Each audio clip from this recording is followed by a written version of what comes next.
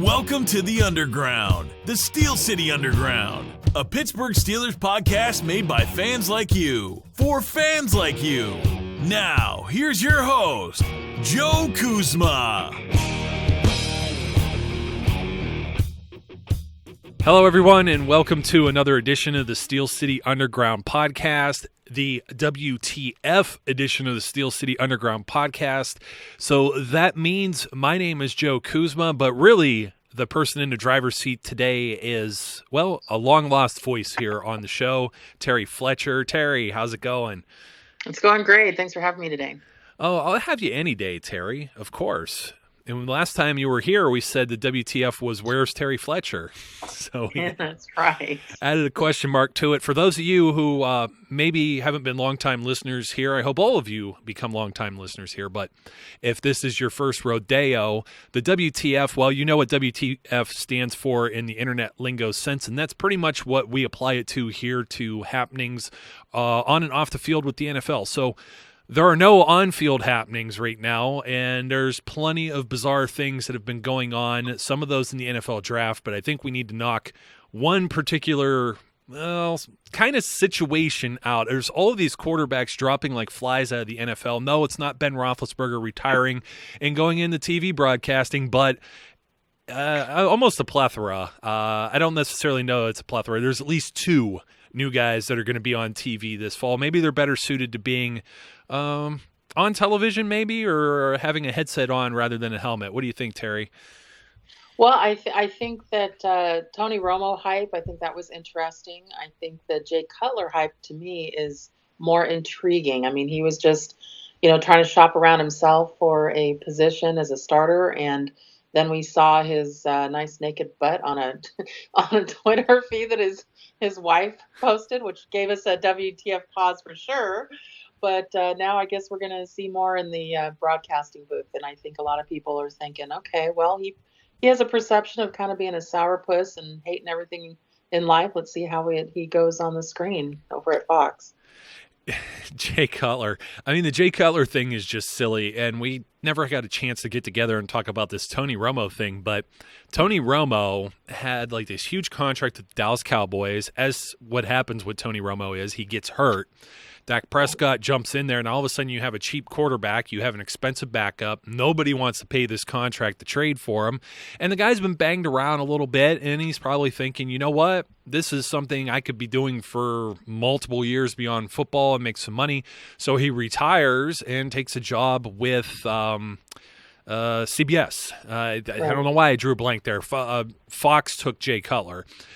So that's not necessarily the surprising part. The surprising part is that Tony Romo goes from being kind of a backup in a current NFL quarterback, at least, to just supplanting Phil Simms. He just knocks him right off the A-team there, the number one broadcast team with Jim Nantz. Now, I'm not necessarily complaining. I wasn't the biggest Phil Simms fan.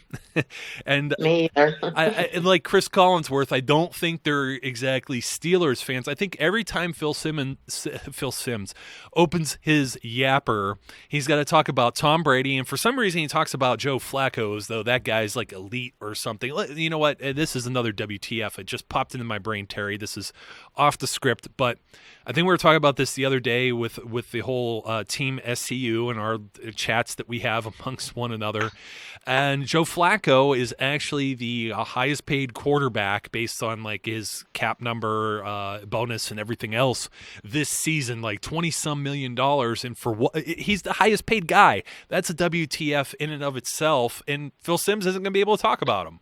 And when I heard that the other day, I was shaking my head thinking, how many times can, Harbaugh come out and say, oh, no, we trust him completely. He's amazing. And he's got to be shaking his head going, did I say it credible, enough? Do you guys believe in me now? We're like, oh, my gosh. But, yeah, with the two quarterbacks that are now going into broadcasting, I'm actually excited to hear Jay Cutler. I mean, I hear his football IQ is awesome. I never really bought into the Tony Romo hype. He quit because of health. Jay Cutler isn't a health thing. It's more that he just couldn't find a team. So, it'll be interesting to see if we see a Brett Favre, come out of retirement, if somebody needs him as a starter, if people go down, or if he stays in broadcasting. But this will be kind of interesting to see when they go back and both of them revisit their old teams and call games for Cowboys or Bears or wherever they were landing. So.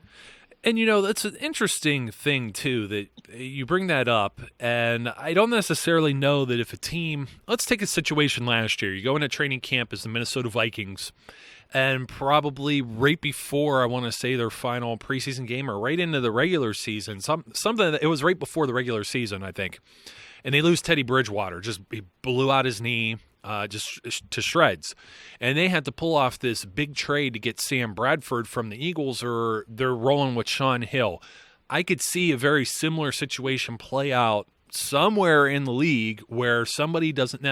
Me and Brian and everybody that's on this show have beat this to death about backup quarterbacks or backups for a reason. Tony Romo could still be a starting quarterback in the NFL. Jay Cutler could still be a starting quarterback in the NFL. I can. Right now, nobody wants to pay him. What happens when there's desperation? Because I could tell you something here.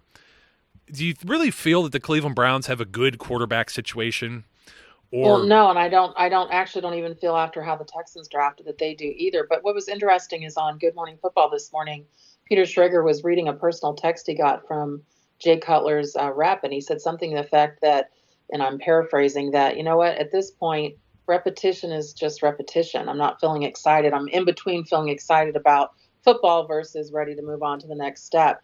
And so I think if the Browns called him, I don't think he'd go there. I think, why go there? Let's face it, there's not a Super Bowl, in their immediate future, even in their distant future, in my opinion. But, what else could he actually give to the game unless he's actually in it for, getting into the playoffs and getting beyond that? And I don't see either one of those two quarterbacks leaving the broadcast booth where it's nice and warm and cozy and, interesting and versus going back on the field for a possibility of just more hits and repetitions and linebackers coming after you. Yeah, but let's say it's a team like the Houston Texans, and let's say they've been terrible at evaluating quarterbacks within the last few years. Brian Hoyer, Tom Savage, Brock Osweiler. I could see Tony Romo maybe biting on something like that, or Jay Cutler maybe looking at that. And I'm not going to say the Browns, they're not really a contender. What happens if Carson Palmer got hurt with the Arizona Cardinals? Or, it has to be a situation like that. I totally agree. But speaking of which, we had a big event happen about a week ago, the NFL draft.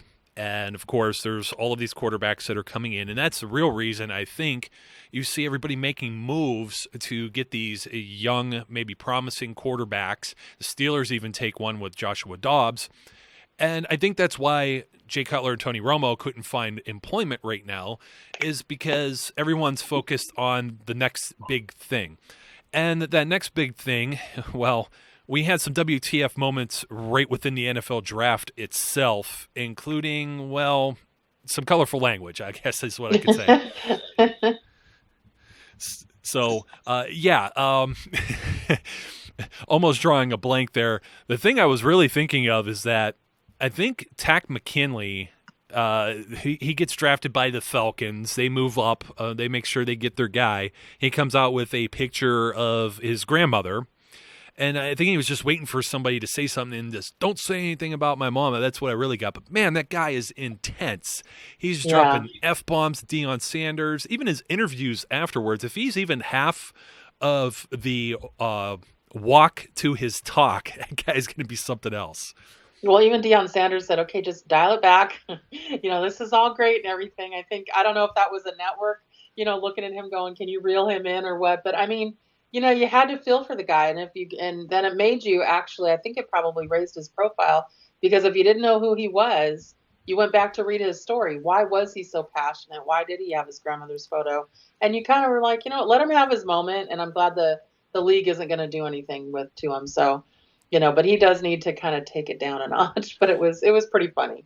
Yeah, it's not even a league thing. It's I really thought that maybe NFL Network, ESPN, it's an FCC type thing, as we saw with the infamous, what do you want to say, wardrobe malfunction with Justin Timberlake and that. But isn't that network TV versus cable? Yeah, so I think NFL Network and like TNT. I think all the cable channels can get away with much more than the actual network, family channels and everything owned by ABC. I think that's where it gets a little, since they they replayed it on ESPN, is owned by Disney, and they bleeped it out, but they replayed it again on NFL Network, and they didn't, and they just apologized in advance. So that's where I think it gets a little funny. It does, and it's just the difference between PG-13 and R-rated language, really. When you come down to it, that an R-rated movie, there's going to be maybe some sexual situations, and there's F-bombs, and I think there's even like a limit to like if they actually drop one F-bomb in a PG-13 movie, it could still be a PG-13 movie. Don't ask me; I'm not the expert. It's just something I recall from ages ago because, in my other professional life of having to officiate and deal with high school and college age students, they really want you to crack down on language. They call it abusive language or gestures.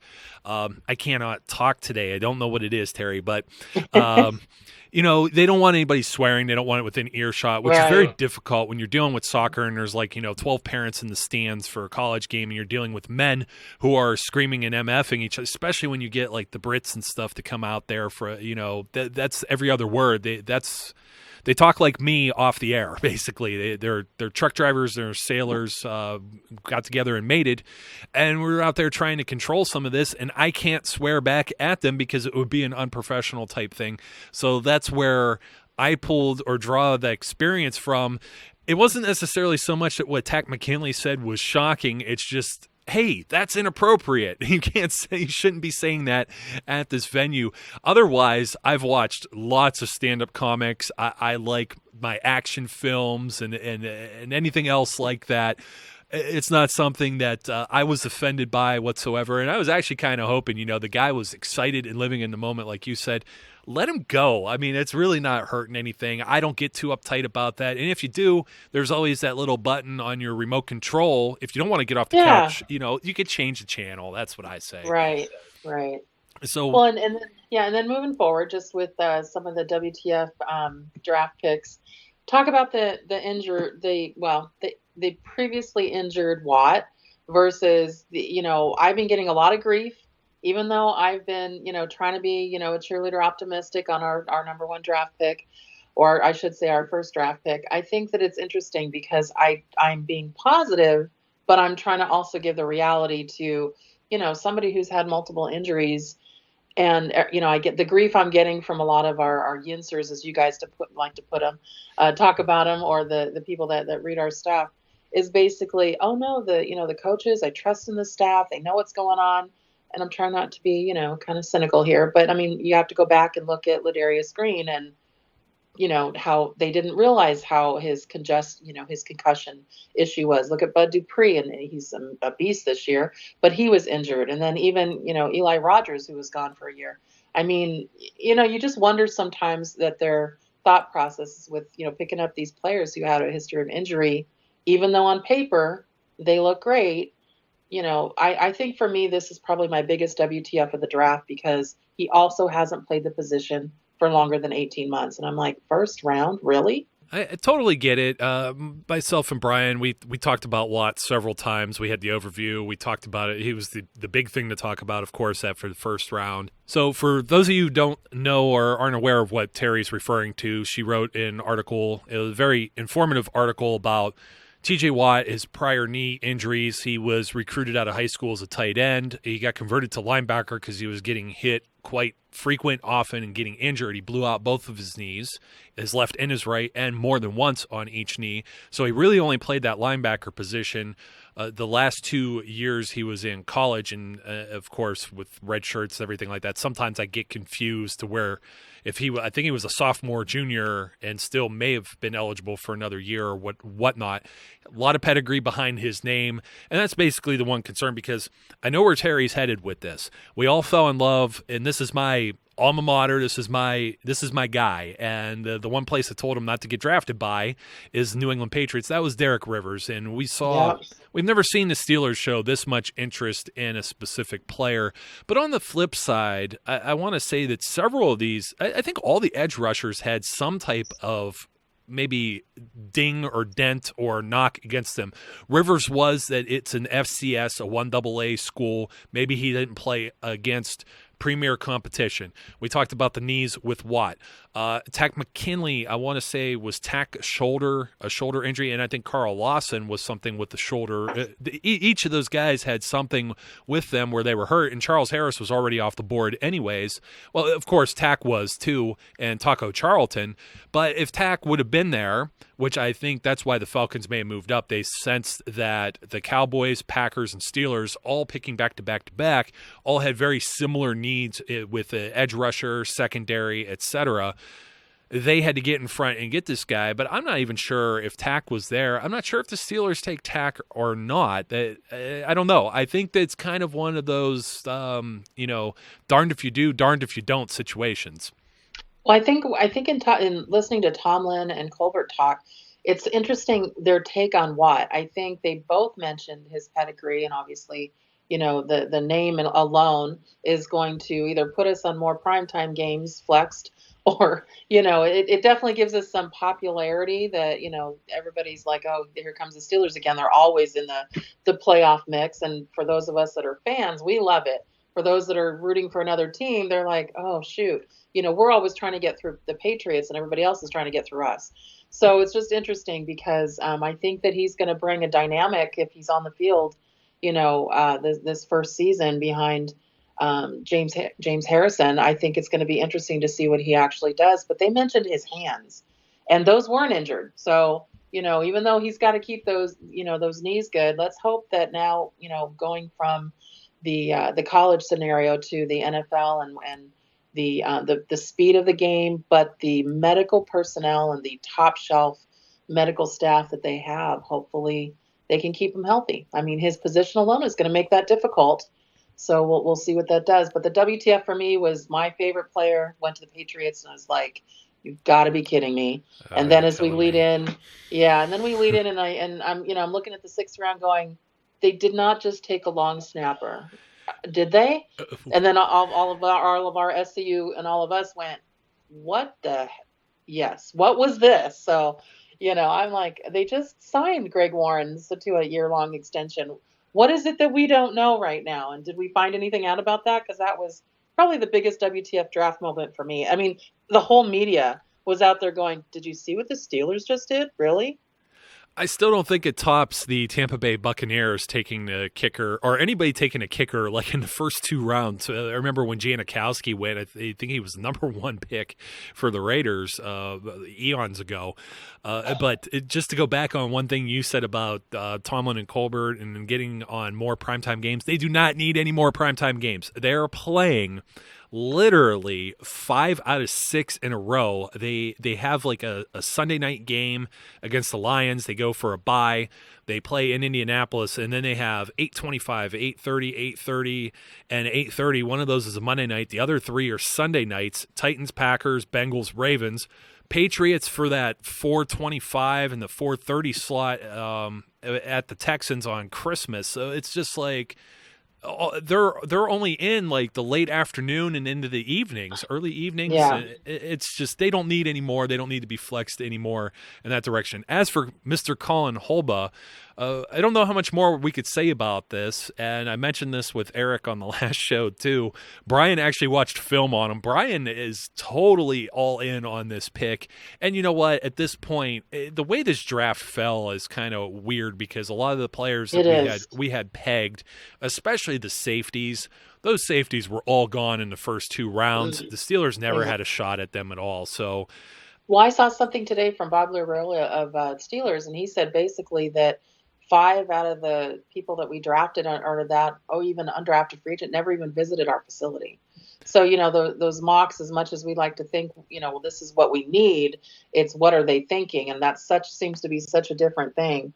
But as we move forward into the WTF on the draft thing, and I really tried to be positive, and before I preface, kind of moving forward, the listeners who are listening to this, you should know one thing that Joe really asks us all to do as part of his, his staff and his team is to, really focus on how to be accurate, how to stick to the program, make sure that you're doing what you need to do. And we saw a huge WTF when it came from some of the draft picks that are under investigation for some issues. And this is where it's kind of interesting how irresponsible sometimes you can see the media being, and we try at SCU not to be that way. And I'm talking about Conley, going to the Raiders and just how, they're like, well, we feel that he's fine. I'm like, are you kidding me right now? You can't say that. He's under a suspicion or a sexual assault, not suspicion, but an actual charge. And you've got national sports and analysts that they call themselves basically trying to taint opinions of this. So that was a big bad moment for me for, what the media is doing on that. I mean, just amazing to me. Brantley going to the Browns and he's under investigation for assaulting a female. And then, my favorite one, which I think we just started laughing when the Bengals, drafted running back Joe Mixon in the second round. And we're like, what? I mean, his mentors are going to be perfect. And, really? And Pac-Man Jones? Yeah. Yeah. I'm like, okay, well, this should be comical. Marvin Lewis can't control his locker room. And now he added another, potential criminal to the mix. I mean, what is your take on this, Joe? We all try to really be positive, but we try to also be accurate and not taint things. And then you see the media doing that with this kind of thing. It was a definite weird moment for me, just, trying to be, on the forefront of some of this news. It's if the shoe fits, and we were trying to figure out where Mixon might be a fit. One of the teams that definitely came to mind for me was the Dallas Cowboys. If you still had somebody like Al Davis in charge of the Raiders, perhaps there too, but it doesn't seem like the Raiders are in the business of taking questionable players in the draft anymore. It seems like they've righted that ship.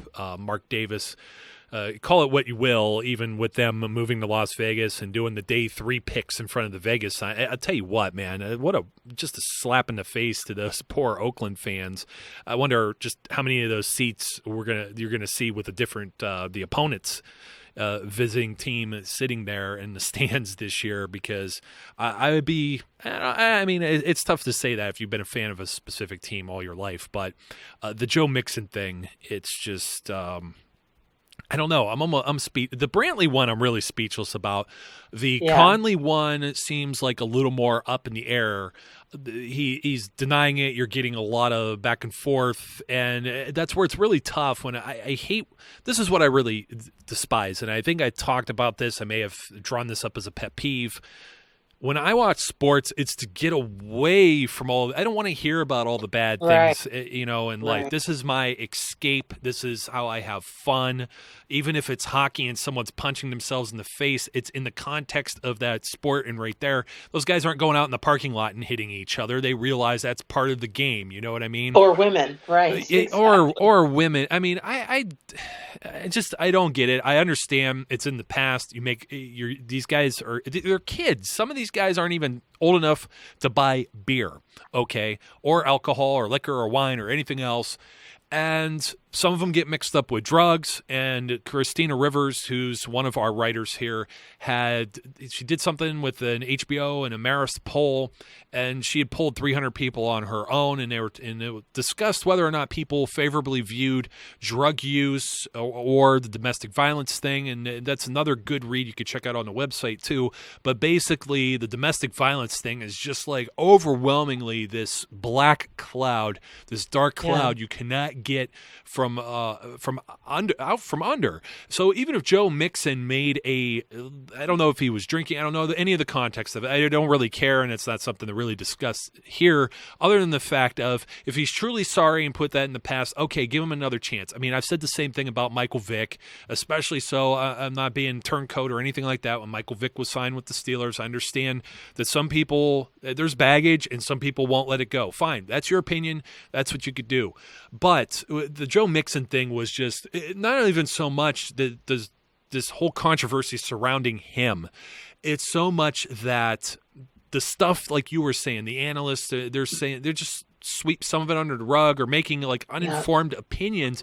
I mean, Conley, no one thought he was going to go in the first round after all this stuff came out. And then you're hearing stuff about lie detector tests and just, I don't know. I'm like, where does this have a place in any of this? It just goes to show. I think it's just the thing that goes back to, they say any publicity is good publicity, bad Mm-hmm. or good.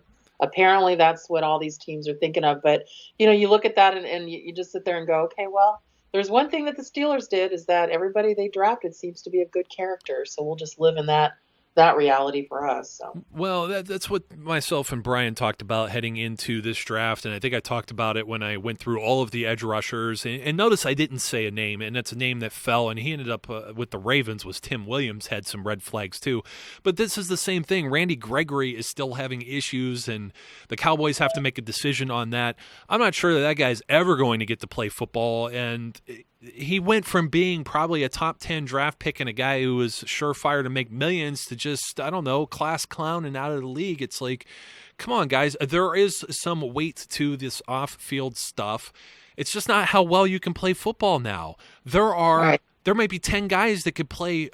You put them in a room, 10 guys, they all play the same position. They all go, they do the broad jump, they do the three cone, they do all these things. It's hard to separate each apart. So now you're getting into, well, that guy has a shoulder problem, and that guy, he hit a woman, and that guy, he smoked weed or something.